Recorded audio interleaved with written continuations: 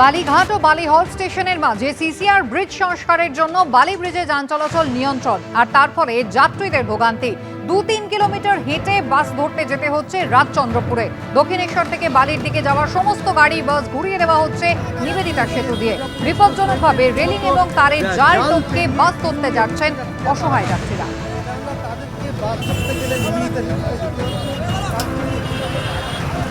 টপকাচ্ছেন railing, একেবারে ঝুঁকি নিয়ে মাটিতে ঘষে এইভাবে রেলিং টপকাচ্ছেন কেন?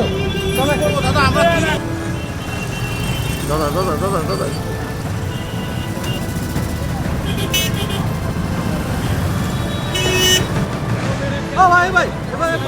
এই কাটা তার পেরোতে গেলে পুলিশের সঙ্গে বচসায় জড়ান যাত্রীরা।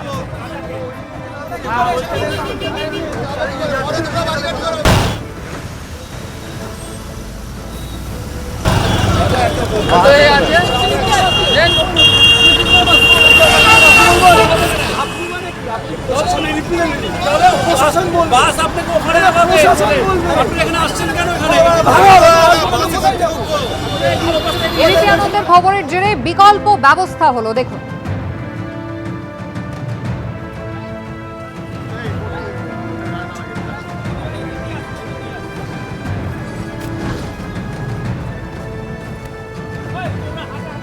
মিনিট হাঁটছি, প্রচুর আর বালি ব্রিজে কাজ হচ্ছে, আমরা শুনেছিলাম খবরটা, কিন্তু এইভাবে রাস্তা আটকে দেবে বুঝতে পারিনি। অফিস যেতে হচ্ছে, প্রচণ্ড লেট, এবার কি হবে জানি না। অফিসে গিয়ে সলভ যাবো এখন।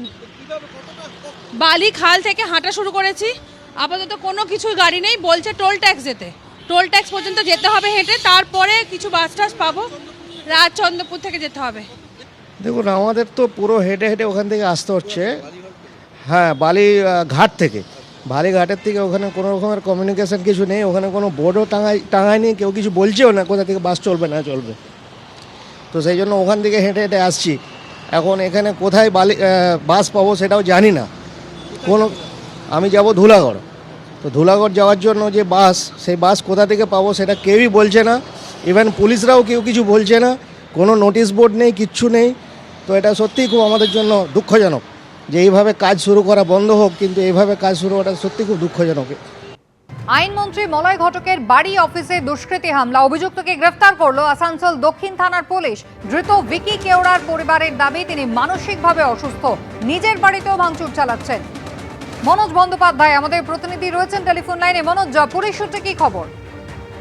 দেখো, পুলিশ সূত্রে যেটা জানা যাচ্ছে, যে বিস্তারিতভাবে গতকাল আসানসোল দুর্গাপুর কমিশনারেটের পুলিশ আধিকারিকরা তাকে জেরা করে এবং তার থেকে যে তথ্য পাওয়া যায়, যে প্রাথমিকভাবে মনে করা হচ্ছে যে তার বাবার মৃত্যুর যে ডেথ সার্টিফিকেট, সেটার জন্য তাকে অনেকবার করে ঘুরতে হয়েছিল, কিন্তু তার জন্য সে স্থানীয় পুরসভায় যাবে। মন্ত্রীর বাড়িতে কেন হামলা চালালো, এই নিয়ে আরো বিস্তারিত জিজ্ঞাসাবাদের প্রয়োজন। সে কারণে আজকে তাকে আসানসোল আদালতে তুলে তাকে নিজেদের হেফাজতে নিতে চাইছে আসানসোল দক্ষিণ থানার পুলিশ।